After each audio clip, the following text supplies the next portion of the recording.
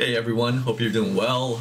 I'm gonna put together a pretty quick video that I think is pretty imperative, and I'm gonna try and do it without any editing because it is such a labor-intensive process. But this is important because I think my channel, it's a very small channel. People don't come to my channel to watch high action sequence, fish being caught left and right. But I do think I have a following in terms of like newbie kayakers, and so that's why I think this video is so important. Okay, so earlier in the week, our group was kind of exchanging emails about where we might want to launch for the Rockfish opener. So in Southern California, and this is only in Southern California, the Rockfish opener is March 1st. Again, don't look at this video and then make assumptions because it could be different a year from now, half a year from now, whatever. For example, the opener at the Central Coast is not March 1st, but April 1st. So every once in a while, I'll get comments like, hey, can you give me some information as to where to fish? And I have no problems giving out waypoints and things of that nature. I believe, sharing information is okay, given the crowded nature of Southern California. So anyways, going back to the email chain, the last email went something like, okay, we're gonna launch, have your radio set to default to channel 16, LOL. Funny. Funny for us, but probably not so funny in reality, and here's why. So before you even think about where to launch and where to fish, you ought to be thinking about, should I be launching in the first place, okay? And so the joke about set your radios to channel 16 is a joke because channel 16 is the Coast Guard channel, by the way. So looking at the forecast, I'm going to windy.com and then I specify Redondo Beach or wherever you decide you might want to launch, okay? So that's going to give you the wind and swells forecast for my neck of the woods here, which is again Redondo Beach. And so at the very least, what you want to do is you want to take a look at the bottom portion of the screen. So I imagine most of my following is in Southern California. That appears to be the case if the comments are any indication. So Redondo Beach is around here, okay? So I'm going to zoom out here. And so I'm gonna guess most people are thinking about launching this weekend because again, it is the opener for the Rockfish season. But look at the forecast here, okay? So going into Saturday, look at the wind forecast, okay? So winds are going to blow as hard as 23 miles per hour. And I don't want to hide this with you, 23 miles per hour. And it could gust to, what is it? It could gust to 37 miles per hour. Okay, so that's where the joke comes into play, and that's why channel 16 Coast Guard, because if you launch into these conditions, you might be calling the Coast Guard.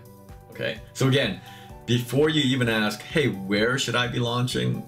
Okay, the question is, should I be launching in the first place? And for this weekend, I'm gonna say probably even for the power boaters, the answer is no. Okay, so the only saving grace here is that it's going to be blowing out of the west. So if you get caught out here, the winds could again ramp up to like 35, possibly 40 miles per hour, but they're going to be blowing out of the west. But imagine a scene if you launch and then the winds whip up and they're blowing out of the east. Okay, so again, there was a story where a kayak fisherman tried to fight a 40 mile per hour wind, and I don't even care if you are an Olympic grade kayaker, you're not going to be able to fight a 40 mile per hour headwind for very long. And so the story there ended with the kayaker having to call Coast Guard, and I think he had to abandon his rig with all the fishing poles and whatnot. And his rig was found like 3 days later, 27 miles offshore. So take it seriously. And I've always said that wind is public enemy number one. Okay, wind is public enemy number one. Swells are much more honest and much more visual. So if you launch from the harbor, King Harbor, like we do, and you turn the corner and you launch into the open ocean and you see 6-8 foot swells and you think it's a good idea to go into the teeth of 6-8 foot swells, well then no video is going to help you, okay? But winds, the reason they're more dangerous is because they are much more shifty and much less predictable than swells, I think. I mean, yeah, swells can change throughout the day, but wind, the variance can be much greater typically. And when I say shiftier, what I mean is in the morning, the winds could be blowing out of the east, and then in the afternoon, you know, by the time you want to come in, the winds could be blowing out of the south, they could be blowing out of the north, so much less predictable, and so you should be much more fearful about winds.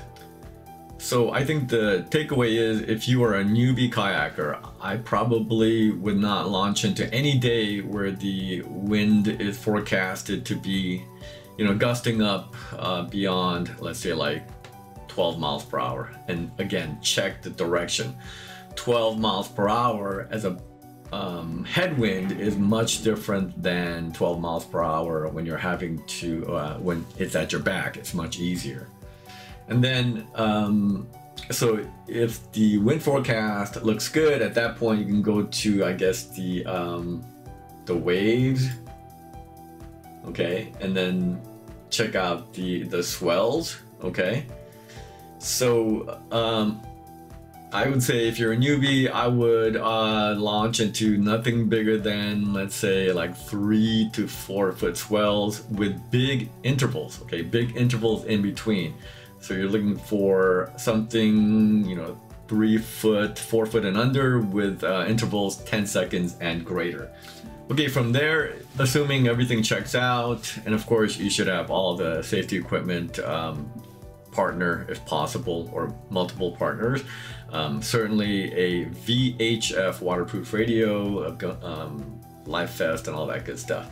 Okay, so if everything checks out, at that point you can go to Google Earth.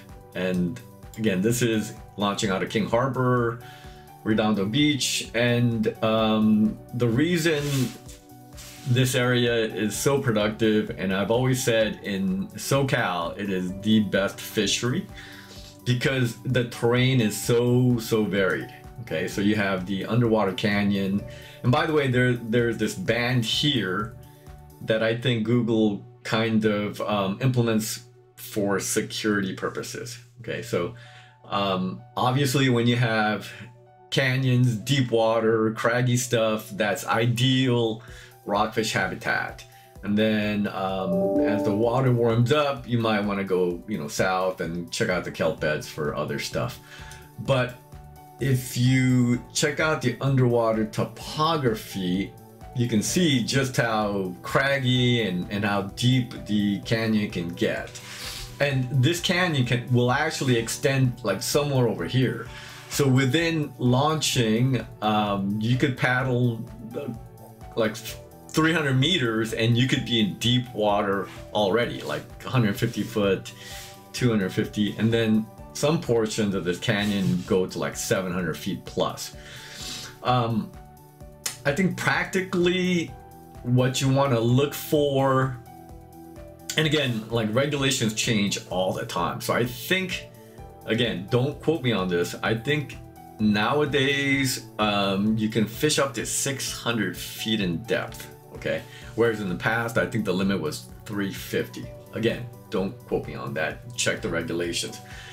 So if you want to, if you're wondering about where you should be fishing, I think in terms of depth, you probably want to target something between, like, I'm gonna say 150 feet and maybe like 350 feet. Again, this is specific only to Redondo Beach and Southern California.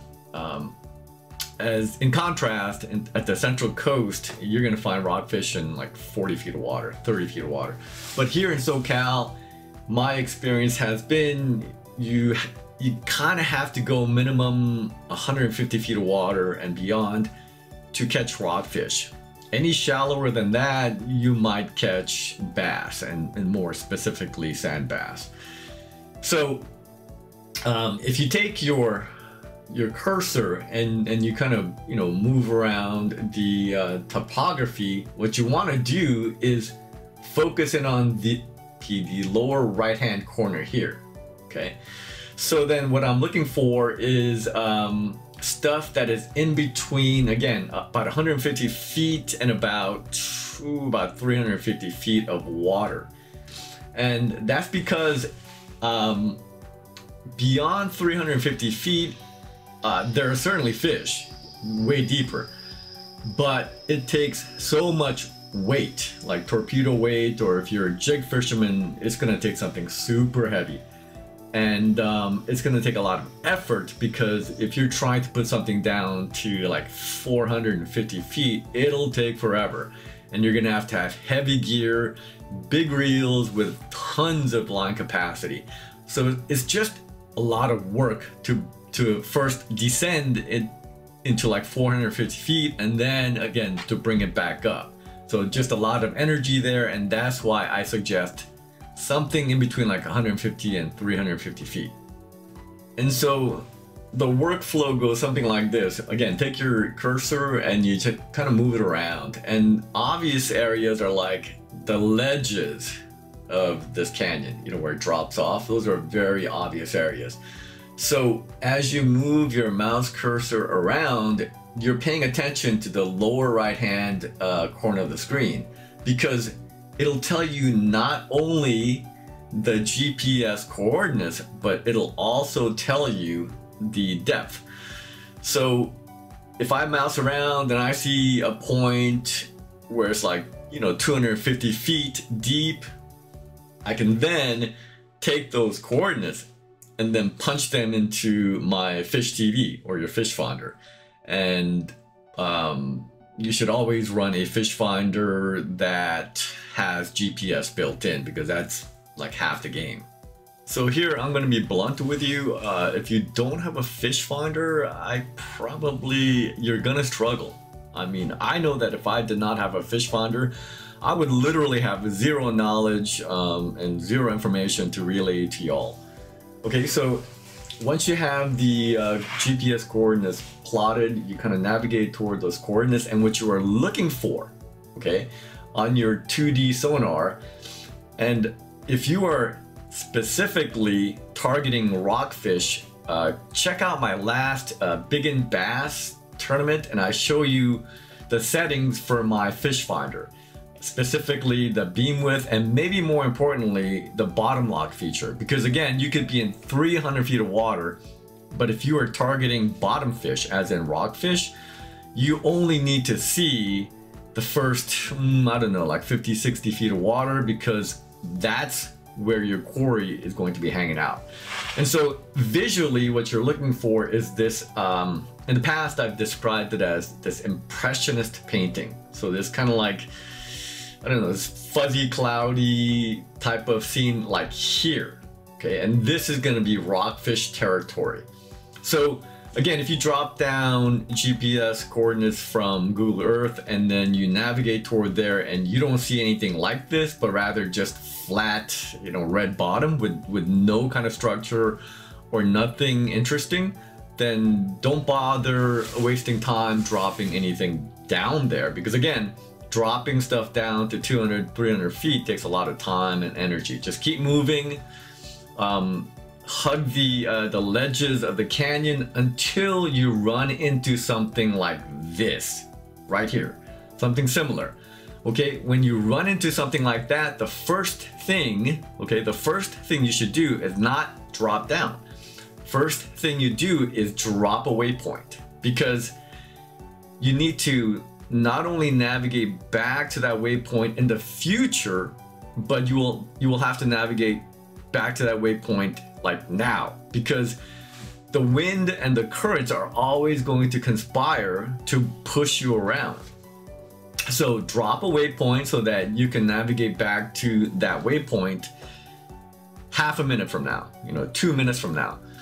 And then once you drop the waypoint, again, don't drop your rig down immediately. Okay, what you might want to do is just stop pedaling or paddling and just wait a minute and then figure out which way the wind and or the currents are going to push you around. Okay, and then once you figure that out, you point the nose of your kayak into that direction. And typically, and this is where the pedal type kayaks really pay dividends, okay? Typically, you're going to have to be proactive with your feet just to stay on top of that spot, okay?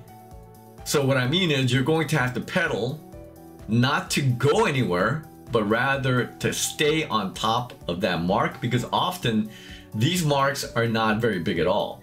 And being able to stay on top of that mark is critical, okay? So again, point the nose of your kayak into the wind. Typically the wind is going to be talking louder than the current. Okay, nose into the wind, and every once in a while you're going to have to do a little bit of pedaling or kicking, right? To stay on top of the spot. And then make sure that as you drop your line down, and this is much easier with braid, and just one of the reasons why I prefer braid over mono or floor or whatever. Just maintain visual of your line and make sure that it's going down straight vertically instead of, being skewed in a slant, because if the line starts getting, slanted, that means you're being pushed off the mark. And so in terms of rig, if you're a newbie, probably the easiest rig in the world is the double dropper loop. I don't think I need to make videos about that rig. It's everywhere. In terms of the weight, torpedo sinker, typically an ounce for every 20 feet or so. So right here, I'm in 170 feet of water, so you kind of divide that by 2, and then you're gonna need something like like an 8-ounce, 10-ounce sinker, and that'll vary depending on the current. So if the current's ripping, no moon situation or a full moon situation, the water might be ripping, you might need a little bit more weight. If you're a jig fisherman, it is especially important that you're proactive with your feet and you stay on top of that mark, because a jig, unless it's super duper heavy, is going to take longer to drop down than a torpedo sinker. And then going beyond that, toward more like 102 type stuff, go to tidesforfishing.com. And again, I've specified this in previous videos. Scroll down, and really probably the biggest takeaway here is scroll down to here, right here, and it'll tell you where or when they think the bite is going to be hot. So on this particular day, the bite's going to be pretty good around 6 a.m. because you have 3 fish here. And then you're going to have a really good bite sometime between 10 a.m. and 12 p.m. So I would maybe focus my fishing efforts during those time windows. And beyond that, let me circle back. This weekend, it does not look good. So again, I would not be launching this weekend. So be careful, be safe, have fun, and hope to see you out on the water. Bye for now.